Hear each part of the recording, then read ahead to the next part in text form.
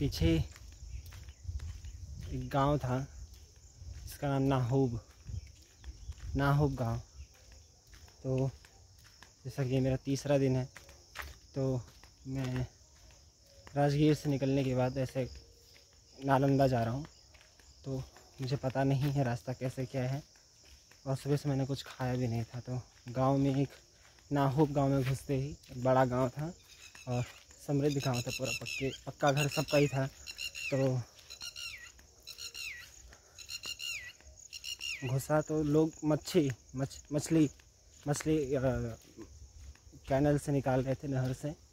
तो मैंने एक लेडी से पूछा कि खाना बन गया आपके घर? तो बोलती है नहीं, यहाँ कहीं खाना ना किसी घर बन जाता है। तो बोलती हमको क्या पता। मतलब उसको ऐसा लगा था जैसे कोई मैं चोर लुटेरा हूँ। तो लगभग 4-5 मिनट उसी गांव में भटकने के बाद एक लेडी थी, एक औरत, वो खुद से ही पूछते हैं कि बेटा कहाँ जाओगे?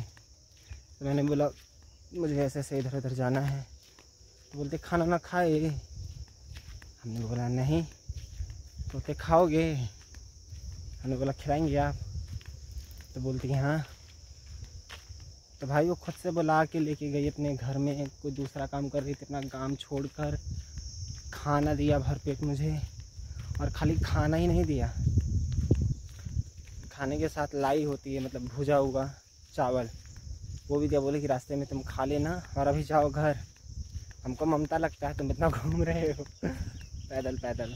बार बार ये बोली से मेरा बेटा, वैसे तुम भी मेरे बेटे हो, घूम रहे हो, कोई अंतर नहीं है, क्यों घूम रहे हो, बिहार देख रहे हो, चले जाओ घर। बोलते हैं कि ऐसा घूमते रहोगे थक जाओगे, ज़िंदगी है तो बहुत घूमने को मिलेगा। ये सब बात समझ में आए कि माँ हमेशा माँ ही होती, चाहे वो खुद की हो चाहे दूसरे की हो। इतने प्यार से बैठ कर, मुझे पंखा भी चल रही थी क्योंकि लाइट थी नहीं, तो बेना डोला रही थी, पंखा डोला रही थी, और खाना दिया भरपेट। और वहाँ से निकल कर अभी मैं आया हूँ। एक चीज़ और मैंने नोटिस की कि यहाँ कई जगह जो सामुदायिक केंद्र है, गांव के जो सामुदायिक केंद्र है, कम्युनिटी हॉल और कई सरकारी स्कूल, बिहार के खासकर गया और नालंदा में मैंने 2 ही जगह घूमे हैं। भाई कई स्कूल इतने शानदार बना रखे हैं, लगते ही नहीं कि वो प्राइमरी स्कूल। ऐसा लगता है जैसे वो जो है कोई प्राइवेट स्कूल है, करोड़पति का स्कूल। इतने शानदार बना रखे हैं। और जो कम्युनिटी हॉल, उस पर इतनी अच्छी पेंटिंग की गई है, बहुत ही खूबसूरत लगता है। और सरकारी स्कूल इतने अच्छे बन रखे हैं कि पूछो मत यार। सड़कें ख़राब हैं लेकिन स्कूल बहुत शानदार बना हुआ है, बहुत शानदार।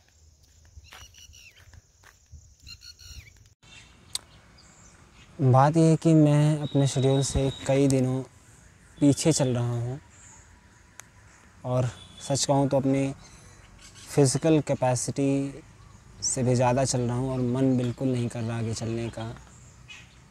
एड़ी पैर सब कुछ बहुत थक चुके हैं, कंधे थक चुके हैं, मन बिल्कुल नहीं कर रहा कि मैं आगे बढ़ूँ।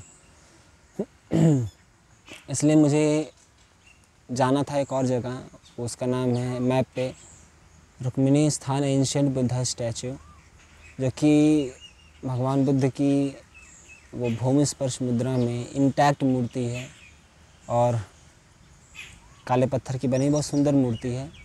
वो उपेक्षित पड़ी हुई है एक जगह पर, उसे ASI ने प्रोटेक्ट भी नहीं किया हुआ है। कई सारे चैत्य जो हैं वैसे ही भरे पड़े हुए हैं, मतलब ऐसे बिखरे पड़े हुए हैं। तो कभी जो इंटरनेशनल मंक्स आते हैं तो वहाँ पर जाते हैं उमेश पे करने, लेकिन चलने का बिल्कुल मन नहीं कर रहा था, एक कदम चलने का मन नहीं कर रहा, इसलिए सीधे मैं राजगीर से नालंदा आ गया हूँ। और एकदम प्लान जो मैंने बनाया था सब कुछ उलट पुलट हो चुका है, एकदम प्लान उलट पुलट हो चुका है। कुछ भी वैसे नहीं हो रहा जैसे मैंने प्लान में लिखा था या फिर ऐसा सोचा था कि ऐसा ऐसा होगा। आज मुझे तेलहरा से पटना के बीच में होना चाहिए था, मतलब पटना जाने के रास्ते में होना चाहिए था, लेकिन अभी मैं नालंदा हूँ, और मैं कई दिनों पीछे, लगभग 3 दिन पीछे चल रहा हूँ अपने शेड्यूल से। और फिर बात यह है कि मैंने कई जगह इंटर्नशिप अप्लाई कर रखी है, अगर वो कंफर्म हो जाती है जुलाई में तो इसलिए कैसे भी करके मुझे ये जो यात्रा है 25 तारीख से पहले ख़त्म करना है। और बंदा 25 तारीख को ख़त्म करेगा, 26 को घर पहुँचेगा, कुछ दिन रेस्ट भी करेगा। तो मैं जल्दी जल्दी सोच रहा हूँ कि अगर ये 20-25 के बीच में ख़त्म हो जाता है तो बहुत बढ़िया है यार। बहुत थक चुका हूँ यार। खाने को तो मिल जाता है, खाने का दिक्कत नहीं रहता, लेकिन रेस्ट करने का बहुत ही दिक्कत होता है। और धूप बहुत तेज़ है। मम्मी ने फ़ोन करके बोला था कि चले आओ घर, बहुत तेज़ धूप है, थकावट के मारे बुखार उखार आ जाएगा।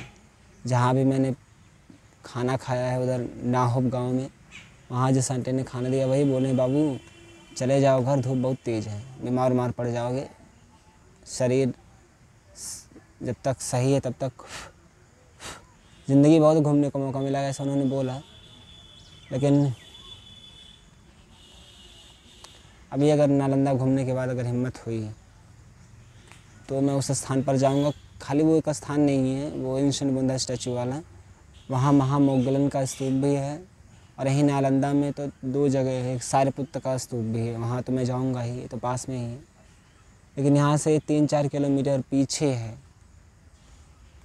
Ancient Buddha statue. और बात यह है कि फिर यहाँ से मुझे उदंतपुर यूनिवर्सिटी जो कि बिहार शरीफ में है, लाल पहाड़ी पर, फिर वहाँ से तेल्हारा से पटना।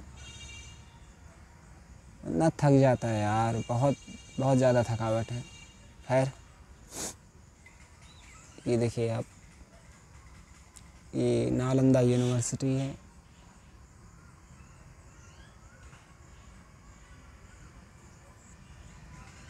सच कहें तो यार यहाँ आकर गर्व बहुत महसूस होता है कि हमारे इधर एक ऐसी यूनिवर्सिटी थी, एक ऐसा महाविहार था, ऐसा बुद्धिस्ट महाविहार था जहाँ के द्वारपाल इतने ज़्यादा वेल क्वालिफाइड थे कि जब कोई स्टूडेंट एडमिशन लेने यहाँ आता था तो सीधे प्रोफेसर से ना मिलकर, टीचर से ना मिलकर, द्वारपाल ही उसका इंटरव्यू ले लिया करते थे। इसी के वाक़ये में ह्वेन-सांग बताते हैं कि जब वो यहाँ नालंदा में आए महाविहार में, तो वो दंग रह गए देखकर कि यहाँ के द्वारपाल इतने वेल क्वालिफाइड थे कि जो उन्होंने प्रश्न पूछे, जब ह्वेन-सांग ने उसका उत्तर बताया तब जाकर उनको एंट्री दिया गया नालंदा महाविहार में। कमाल की बात है कि यही इसी नालंदा यूनिवर्सिटी में कभी नागार्जुन जैसे महान विद्वान रहे होंगे, शीलभद्र जैसे महान विद्वान रहे होंगे, आर्यभट्ट यहीं रहे होंगे, जिन्होंने शून्य की खोज की। बड़ा अजीब सा महसूस होता है कि मैं उस स्थान पर खड़ा हूँ जहाँ से एक नया इतिहास है निकला, एक नया युग ही निकला है। केवल नालंदा ज़िले की मैं अगर बात करूँ तो नालंदा ज़िले में 3 पुरानी यूनिवर्सिटी हैं। एक तो यही नालंदा यूनिवर्सिटी, एक उदंतपुर यूनिवर्सिटी जो लाल पहाड़ी पर है, और एक तेल्हारा यूनिवर्सिटी। तेल्हारा यूनिवर्सिटी के तो कई हिस्टोरियन मानते हैं कि वो नालंदा यूनिवर्सिटी से भी पुरानी है। एवं नालंदा यूनिवर्सिटी को लोग कुमारगुप्त तक लेकर जाते हैं, कुमारगुप्त फर्स्ट तक लेकर जाते हैं, जो कहा जाता है कि गुप्ता रूलर ने इसको बनवाया था। लेकिन कई हिस्टोरियंस हैं जो कहते हैं कि नालंदा महाविहार में नागार्जुन भी पढ़ाते थे, और नागार्जुन जो हैं 1st BC के हैं, यानी 1st सेंचुरी के हैं। और दूसरे हिस्टोरियन की माने जाए ये कि अगर वो गुप्ता रूलर ने बनवाया है तो 3री या 4ठी शताब्दी में आते हैं। तो जब नागार्जुन और नालंदा यूनिवर्सिटी के बनने के बीच में 200 से 300 साल का गैप है, तो जब नालंदा यूनिवर्सिटी थी नहीं तो नागार्जुन पढ़ाते कहाँ थे। तो मतलब बात ये आता है कि इसका सतत विकास हुआ है, धीरे धीरे विकास हुआ है, इस तरीके से कि शायद अशोक के ज़माने में ये फर्स्ट टाइम इमर्ज हुई होगी एज ए यूनिवर्सिटी, या उससे पहले भी रही होगी। तो कहा जाता है कि पहले धीरे धीरे विहार रहा होगा, फिर महाविहार होते होते लोक प्रसिद्धि हो गई। ये नालंदा यूनिवर्सिटी के इस प्रसिद्धि इस यहाँ तक है कि जब बुद्धिज़्म बाहर इस देश से फैलने लगा, जापान में, चीन में, ताइवान में, थाईलैंड में, नालंदा की तर्ज पर विश्वविद्यालय बनाए जाने लगे। गरिमा इस विश्वविद्यालय की ये थी कि नालंदा के तर्ज पर जो है वो विश्वविद्यालय बनाए जाने लगे। और बहुत बहुत अच्छी, बहुत शांतिप्रिय जगह है। और यकीन मानिए कि यहाँ इसके पीछे एक गांव है, इसके पीछे गांव है, वहाँ के 2-4 मंदिर हैं और उन मंदिरों में जो है वो बौद्ध अवशेषों की पूजा की जाती है। यहाँ गहलोर से पहले कुरकीहार जगह है। कुरकीहार में 1930 में खुदाई हुई थी, वहाँ पर बहुत सारी बौद्ध मूर्तियाँ निकली थी, वोटिव स्तूप यानी मनौती स्तूप निकले थे। और आज वहाँ हिंदू मंदिर बना दिया गया है, लेकिन मज़े की बात है जो जिस भगवान की वहाँ पूजा की जाती है वो बुद्ध की मूर्ति है। बुद्ध चैत्यों की पूजा की जाती है, बौद्ध मनौती स्तूपों की पूजा की जाती है। तो मैं ये कह रहा था, ये जो गांव है पूरा का पूरा जो है वो इसी महाविहार पर बसा हुआ है। कई जो गांव हैं, कहा जाता है बिहार में कि कई जो गांव हैं वो बौद्ध विहारों पर बसे हुए हैं, बुद्धिस्ट साइट पर बसे हुए हैं। एक गांव है यहाँ घुसराहवा करके, यही नालंदा ज़िला में है। आशापुरी का बहुत बड़ा मंदिर है। हालांकि जो आशापुरी टेम्पल है वहाँ बलिदान चढ़ाया जाता है। मज़े की बात है कि जो वहाँ की देवी हैं, जिनको देवी बनाकर पूजा जा रहा है, वो बुद्ध की मूर्ति है। और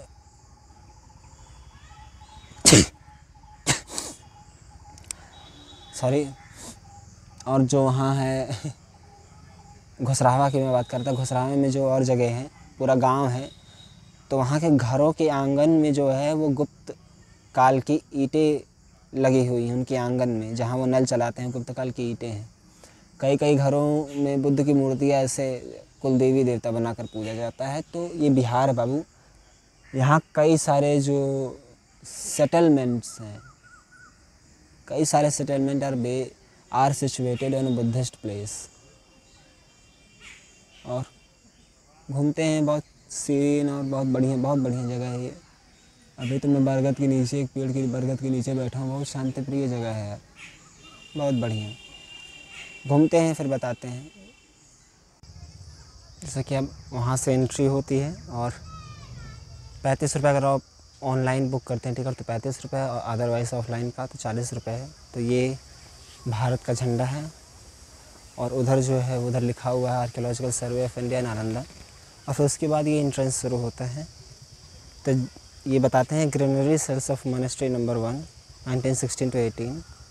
तो ये ग्रेनरी यानी यहाँ अन्न जो है वो यहाँ रखा जाता था। और मज़े की बात है, नालंदा यूनिवर्सिटी के लिए कई गांव जो है वो मुफ्त कर दिए गए थे। यानी कई गांव का जो टैक्स कलेक्ट होता था उसे राजा ना लेकर खुद नालंदा यूनिवर्सिटी को दे दिया जाता था।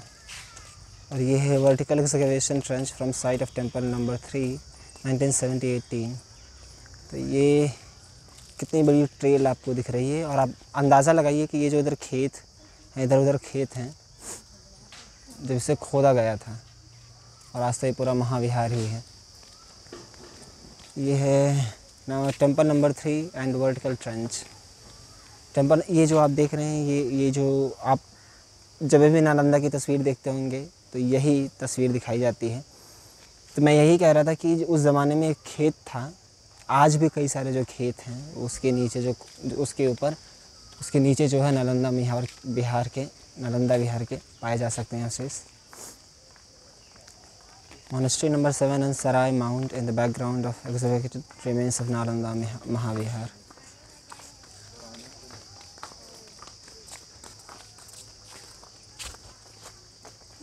Monastery number 1 general view। भाई कमाल था यार, ये जगह देखो यार। कई सारे गांव को दान दिया गया था नालंदा महाविहार को कि जो टैक्स कलेक्ट होगा वो सीधे नालंदा महाविहार को जाएगा। North facing view from temple number 3। इस टाइप इधर एक देख सकते हैं, इधर मंदिर टाइप कुछ दिख रहा है और ये माउंट दिख रहा है पूरा। जब ये निकल कर आया होगा, एक नए युग की शुरुआत रही होगी। Labourers engaged in excavations and conservation. देखिए, और यहाँ कई सारी फिल्म की शूटिंग, जैसे देवानंद और हेमा मालिनी का गाना है कि देर से आई करके कुछ तो है, वो है। ये देखिए 10,000 से ज़्यादा जो स्टूडेंट यहाँ पढ़ा करते थे। शून्यवाद के जनक नागार्जुन यहाँ पढ़ाया करते थे। और exposed structure of temple number 3, लेकिन बख्तियार खिलजी और कुछ यहीं के ही शासकों के सहयोग से इसे जलाकर बर्बाद कर दिया गया। आप लोग बोलेंगे ऐसा मैं क्यों बोल रहा हूँ, क्योंकि पाल वंश के फॉल के बाद सेन वंश आया, और यहाँ जो बिहार में था वो उस समय सेन वंश का ही राज चलता था। तो आप एक दिमाग लगाइए कि अगर बख्तियार खिलजी ने जलाया भी तो बचाया जा सकता था, लेकिन बचाया नहीं गया। और एक्सकैवेशंस ऑफ मॉनेस्ट्री नंबर 3,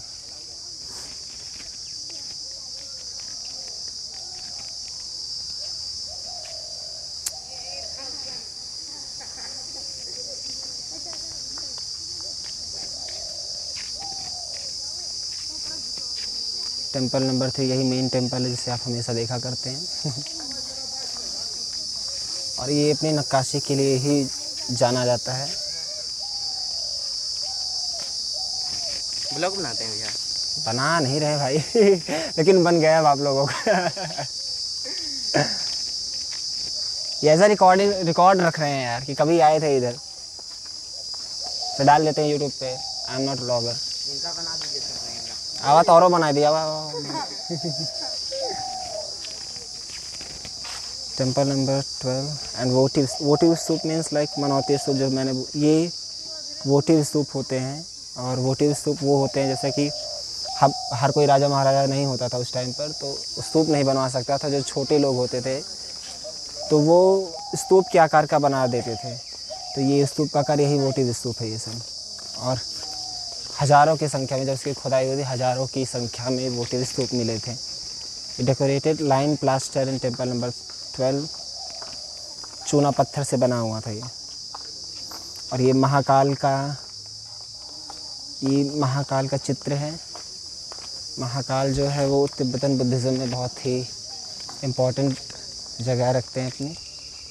आप जब कभी स्वयंभू नेपाल में जाएंगे तो वहाँ है स्वयंभू में महाकाल का एक अलग से टेम्पल ही है। आप लोग बोलेंगे कि महाकाल तो हिंदुओं का है, तो महाकाल केवल हिंदुओं में नहीं पाए जाते हैं, तिब्बतन बुद्धिस्ट में भी पाए जाते, बुद्धिज़्म में भी पाए जाते हैं। कहा तो ये भी जाता है कि जो हिंदुइज़्म है वो कहीं ना कहीं प्रभावित है तिब्बतन बुद्धिज़्म से, क्योंकि प्रैक्टिसेस कई सारे मिलती हैं। आप इधर देख, बहुत ही शांतिपूर्ण माहौल है भाई, बहुत शांतिपूर्ण माहौल। ये नालंदा के बारे में जानकारी दी गई है। चलिए पढ़ते हैं क्या जानकारी दी गई है।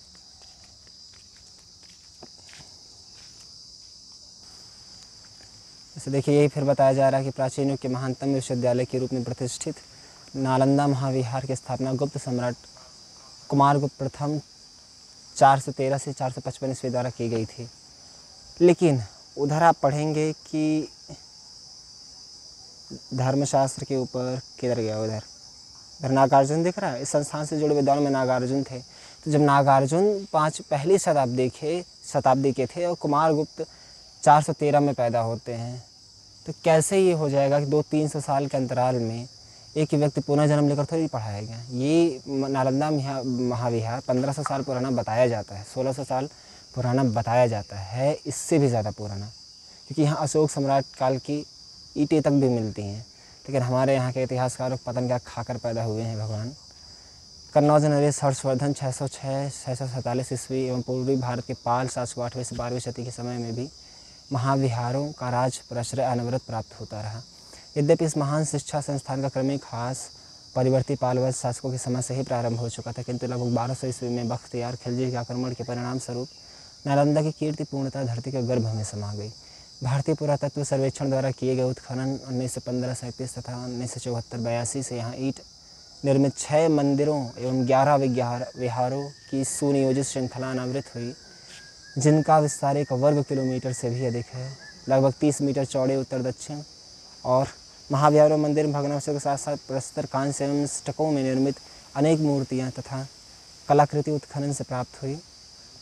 इनमें से विभिन्न मुद्राओं में बुद्ध, अवलोकितेश्वर, मंजूश्री, तारा, प्रज्ञापारमिता, मारीची, जंभल आदि बौद्ध प्रतिमाएं हैं तथा विष्णु, शिव, पार्वती, महिषासुर मर्दिनी, गणेश, सूर्य इत्यादि हिंदू देवी प्रतिमाएं प्रमुख हैं। इनके अतिरिक्त भित्तिचित्र, ताम्रपत्र, प्रस्तर एवं ईंट अनेक और सारी चीज़ें पाई जाती हैं। तो कि अगर इस इंस्क्रिप्शन की माने तो इसमें ये है कि यहाँ पर फ़िलॉसफी पढ़ाई जाती थी और खगोल शास्त्र पढ़ाया जाता था, तर्कशास्त्र पढ़ाया जाता, व्याकरण पढ़ाया जाता था, धर्मशास्त्र पढ़ाया जाता, तत्वज्ञान यानी एनालिटिक्स, चिकित्सा पढ़ाई जाती थी। सोचिए कितना आगे था यार ये नालंदा, अपने समय से बहुत ज़्यादा आगे था कि यहाँ लगभग हर विषय की पढ़ाई होती थी जो कि ज़रूरी थी। चिकित्सा के मामले में ये बहुत आगे था, बहुत ही ज़्यादा आगे था। कभी समय मिलेगा इसके इतर बात करने का तो बात किया जाएगा उस पर भी। चिकित्सा के मामले में बहुत आगे था। यहाँ अवलोकितेश्वर बुद्ध की मूर्तियाँ पाई जाती थी, तारा देवी, मंजूश्री तारा देवी जो है वो बुद्धिज़्म का एक अनोखा पार्ट है। अगर आप कभी जानना चाहें तो बताइएगा, या फिर आप और सारे लेखकों की किताब पढ़ सकते हैं। एक मैं आपको चैनल रेकमेंड करूँगा, डॉक्टर राजेंद्र प्रसाद सिंह जी का चैनल आप लोग ज़रूर देखा करिए, बहुत इन्फॉर्मेटिव वीडियोस डालते हैं। वो खुद भी प्रोफेसर है यहीं सासाराम के हैं। मिलने का मौका तो था लेकिन मैं मिल नहीं पाया, ये मेरी गलती है। खैर अभी आगे और मिलते हैं, थोड़ा पानी पी लें यार।